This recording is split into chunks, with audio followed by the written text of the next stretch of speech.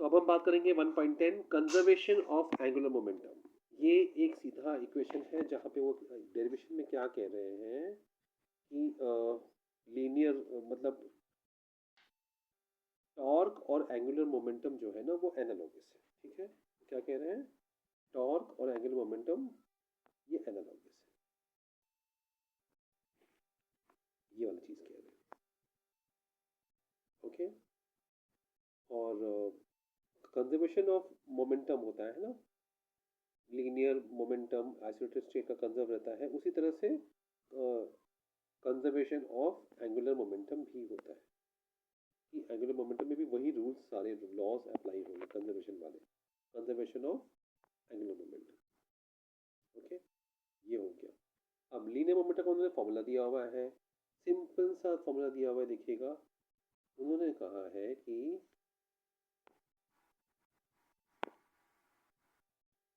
L is equal to r p.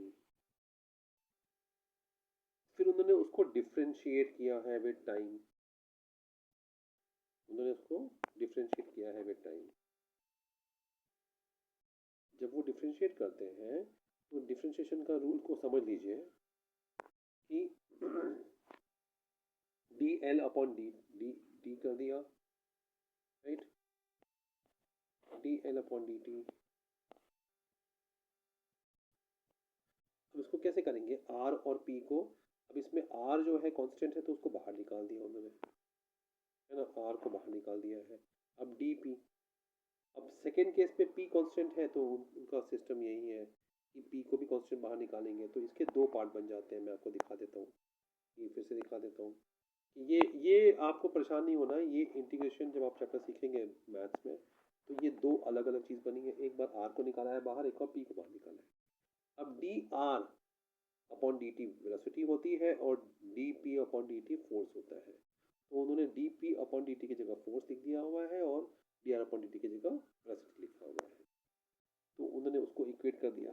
फिर आ गया उनको ये वाला फॉर्मूला, थर्ड लाइन वाला। अब इसमें वो कह रहे हैं v अपॉन वी ज़ीरो होता है, तो जब v अपॉन वी ज़ीरो होगा तो फिर m into v upon v पूरा ज़ीरो हो जाएगा, राइट। तो d L upon d t finally आता है r इंटू एफ। अब r into F, force into r is a torque, तो इसीलिए वो फाइनली डिराइव कर रहे हैं। फाइनल डेरिवेशन क्या हो जाएगा कि d L upon d t is equal to torque, right. अब टॉर्क ज़ीरो है, अगर टॉर्क ज़ीरो होगा तो एल कांस्टेंट होगा, angular moment linear momentum constant होगा। ओके, तो यही कह रहे हैं कि अगर टॉर्क मतलब बैलेंसिंग फोर्स होता है ना, रिस्टोरिंग फोर्स, वो ज़ीरो है तो एंगुलर मोमेंटम भी ज़ीरो है। तो यही प्रिंसिपल है को प्रूव करता है, ऐसा आपको एग्जाम्पल लिख देना है बस। तो उन्होंने यहाँ पे तीन एग्जाम्पल्स दिए हैं और उन्होंने यहाँ पे इक्वेट किया हुआ है कि L is equal to I omega. Balance dancers का दिया हुआ है कि बैलेंस डांसर्स का मोमेंट ऑफ दो चीज़ें होती हैं, एक होता है जब वो पास में आते हैं तो मोमेंट ऑफ इनर्शिया कम होता है उनका, ठीक है, और जब वो दूर जाते हैं तो जब वो हाथ स्ट्रेच करके दूर बड़ा सर्कल बनाते हैं तो उनका मोमेंट ऑफ इनर्शिया कम हो जाता है, बढ़ जाता है। तो बगल में आएंगे तो मोमेंट ऑफ इनर्शिया कम हो जाएगा और दूर जाएंगे तो मोमेंट ऑफ इनर्शिया बढ़ जाएगा।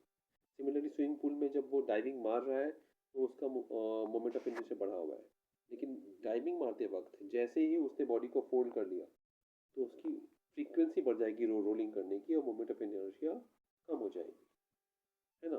फिर दोबारा लास्ट सेकंड्स में बॉडी को स्ट्रेट कर लेगा ताकि मोमेंट ऑफ इनर्शिया बढ़ जाए और वो स्ट्रीमलाइन शेप में नीचे चला जाए। इन्होंने दो एग्जाम्पल दिए हुए हैं इसमें। फिर वो बता रहे हैं कि एक वाटर बॉल का उन्होंने रोटेशन का एक एक एग्जाम्पल दिया हुआ है जहाँ m is equal to v is equal to r किया हुआ है। ओके, अब वो स्पेरिकल वाटर बॉल है, रोटेट हो रहा है, पानी उसका लीक हो रहा है, तो उसका जो रेडियस है वो कम हो रहा है, तो R1 और R2 ले लिया उन्होंने और R1 R2 को M1 M2 से उन्होंने इक्वेट कर दिया। ओके, क्योंकि M1R2 का क्यूब होगा, उन्होंने ऐसा कहा। फिर M1/M2 क्या है, 100 माइनस 48 जो भी आया 51/51.2 आया, तो उन्होंने उसको कर दिया 100/51.2। अब M1/M2 का स्क्वायर रूट उन्होंने निकाला, जो आया उनको 1.25। अब रोटेशन n जो है वो 60 RPM है। जब भी आपको RPM आए 60, आपको n लिख देना है और उसको लिखना है 1 RPS, याद रखिएगा। n को हमेशा 60 नहीं लेना है, RPM है, मिनट है, हमें पर सेकंड चाहिए, तो एक 60 एक मिनट में है, मतलब 60 सेकंड में 60 है, मतलब एक सेकंड में 1 है, तो 1 RPS। ये हमेशा ध्यान देना है, स्टूडेंट्स यहाँ गलती बहुत करते हैं कि आपको हमेशा वो n 1 लेना है, ओके, 60 नहीं लेना है। और वो N2 पूछ रहे हैं आपसे, है ना। क्वेश्चन क्या है कि वो पानी लीक होते जा रहा है, तो उसकी फ्रीक्वेंसी क्या रहेगी रोटेशन की बाद में। पहली वाली फ्रीक्वेंसी हमारे पास पड़ी हुई है। अब I का फॉर्मूला पता है, I 2/5 mr² है। तो I1 I2 M1 M2 R1 R2 जो हमें रिलेटेड इक्वेशन है वो हमने कर दिए।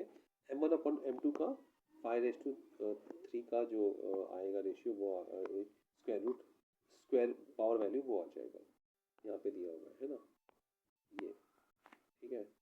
फिर I1 ω1 I2 ω2 को इक्वेट करना है, तो I को कैंसिल कर रहे हो आप, 2πN1 2πN2 कर रहे हो, N2 को I1/I2 कर रहे हो, I1 I2 को कैंसिल नहीं कर रहे, आप N और I ले रहे हो। फिर वो आएगा M1/M2 पाई रूट, सेम चीज़ यहाँ पे आ रही है। अब इससे आपको निकालना है I1/I2 का रेशियो जो है 1.25 दिया हुआ है, जो आपको यहाँ से मिलता है, क्योंकि वो ये और ये सेम है, तो 1.25 वैल्यू आ गई। 1.25 को आपने 5 टाइम्स आपने स्क्वायर बना दिया, तो आपको ये आंसर आ गया, सिंपल। चलिए, अब ये एक और है, सीलिंग फैन का भी मोमेंट ऑफ इनर्शिया दिया है, स्टार्टिंग में इतना है, मैक्सिमम स्पीड उसकी n आ जाती है, और 2 सेकेंड्स में। यहाँ पे ओमेगा आपने 0 लिया है, ओमेगा ओ ω2πN लिया हुआ है, ओके। और फिर आपको वैल्यू आ जाती है 4π रेडियंस की। अल्फा जो है वो ओमेगा माइनस ओमेगा 0.t है, तो 4π माइनस 0.2π 2 रेडियन आंसर आएगा। पावर का फॉर्मूला आपको पूछा है, कैलकुलेट पावर रेटिंग, तो पावर रेटिंग के लिए आपको टॉर्क इंटू ओमेगा करना है। टॉर्क I इंटू अल्फा है, इंटू ओमेगा है, 2 इंटू 2 इंटू 4π 16π वॉट। तो 16π का वैल्यू 16 इंटू 3.14